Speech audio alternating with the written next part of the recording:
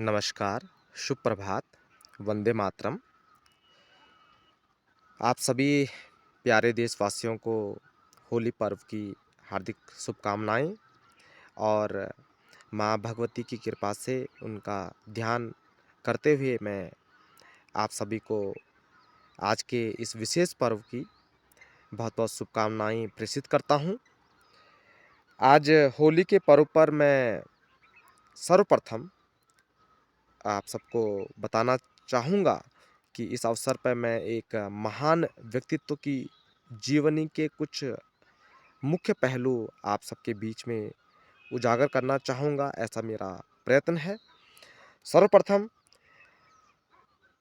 देवभूमि के इस प्राकृतिक दृश्य का आप आनंद लें, जो मैं यहाँ पे आप सबको उजागर कर रहा हूँ और रंगों का ये त्योहार है। रंगों के साथ हम जीवन में खुशियों के साथ अपना जीवन जिएँ। सेहत का भी हम विशेष तौर पे ख़्याल रखें, एक-दूसरे का ख़्याल रखें। एक आध्यात्मिक जीवन को जीने का हम प्रयास करें, क्योंकि आज का जो यह विशेष पर्व है, यह हमारे एक आध्यात्मिक जीवन पर आधारित पर्व है और इस पर्व को समझते हुए, इसकी गहराई को समझते हुए हम इस पर्व को एक वैज्ञानिक दृष्टिकोण से भी इसको मनाने का हम प्रयास करें, ऐसा मैं संदेश आप सबको देना चाहूँगा। अब मैं उस महान व्यक्तित्व के बारे में मैं कुछ बातें साझा करने जा रहा हूँ, जिनका नाम है गुरु रवींद्रनाथ टैगोर जी। गुरु रवींद्रनाथ टैगोर जी भारत के इतिहास के पन्नों पर अपनी एक अमिट छाप छोड़ चुके हैं और एक महान मनीषी के तौर पे हम उन्हें जानते हैं। एक कंप्लीट आर्टिस्टिक फैमिली से जिनका संबंध रहा है,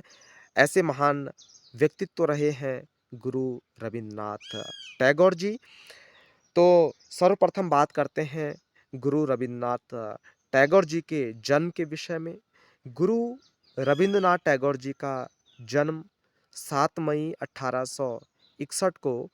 कोलकाता में जोरासंका मैनसन नामक जगह पर हुआ था। इनकी माताजी का नाम अ, शारदा देवी और पिताजी का नाम अ, देवेंद्रनाथ टैगोर जी था। अब इनकी शिक्षा पर हम प्रकाश डालें तो फॉर्मल एजुकेशन के तौर पर रवींद्रनाथ टैगोर जी जो है अपने आप को सहज इन्होंने नहीं पाया,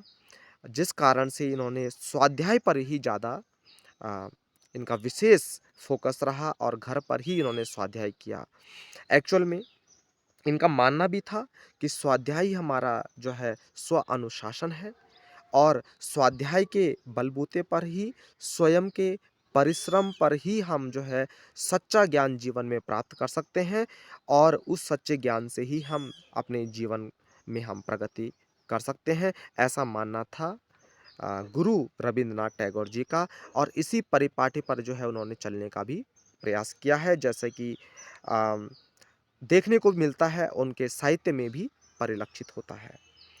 तो साहित्य जगत में कदम रखने से पूर्व रवींद्रनाथ टैगोर जी ने साहित्य को पूरी गंभीरता से और गहराई से समझने का प्रयत्न किया। इसके लिए विभिन्न संस्कृतियों को समझने का उन्होंने प्रयास किया और अ, जीवन के अलग-अलग आयामों से जो है उन्होंने जो है अपने दृष्टिकोण से साहित्य को समझा और साहित्य में आध्यात्मिकता को, मानवता को उन्होंने जो है सबसे अहम माना और उसी पर आधारित जो है उनके साहित्य की रचना हमें देखने को मिलती है। तो ऐसे थे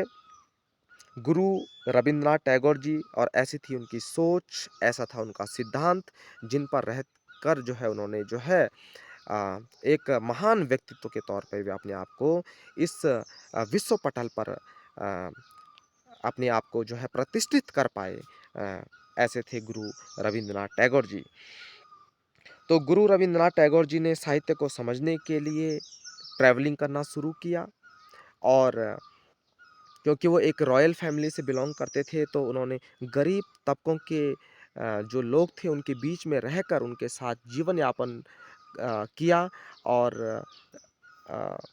कुछ कहानियाँ मिलती हैं उनके जीवन के बारे में कि जैसे नाविकों के साथ में रहकर उनके साथ परिश्रम कर और नावों में कुछ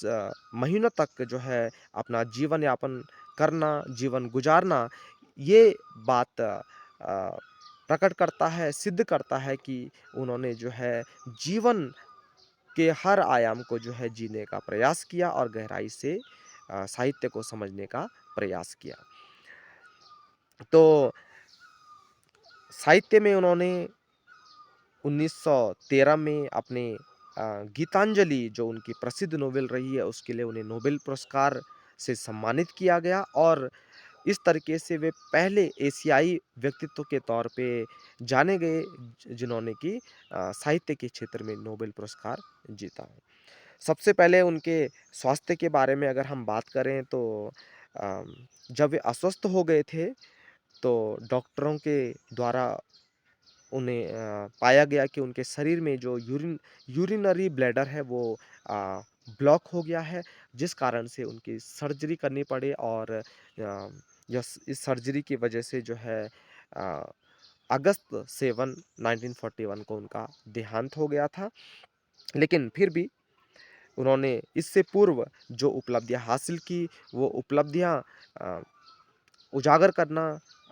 असंभव सा प्रतीत होता है, क्योंकि कहा जाता है कि लगभग 2000 के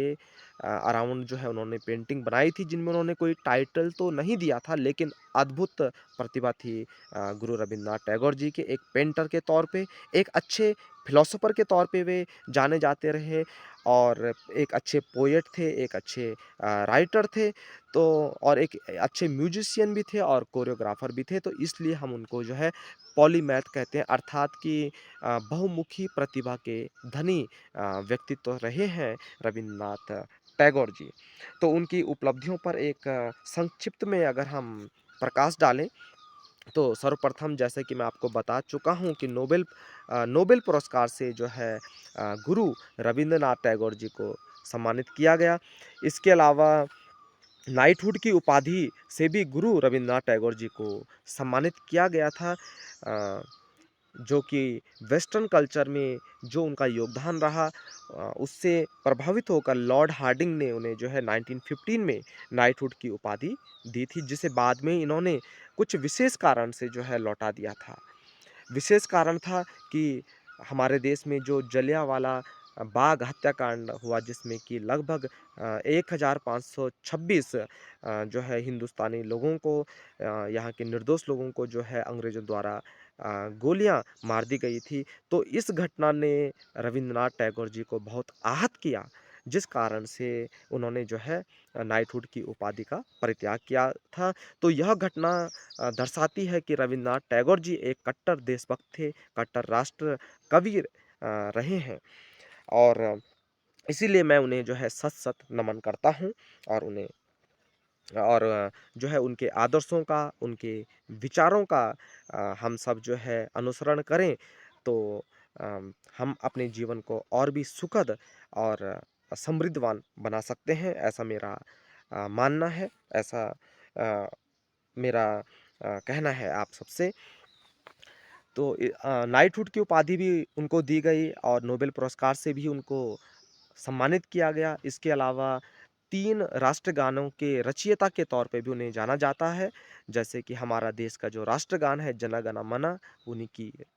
रचना है, उन्हीं के द्वारा रचा गया है। अमर सोनार बांग्ला जो कि बांग्लादेश का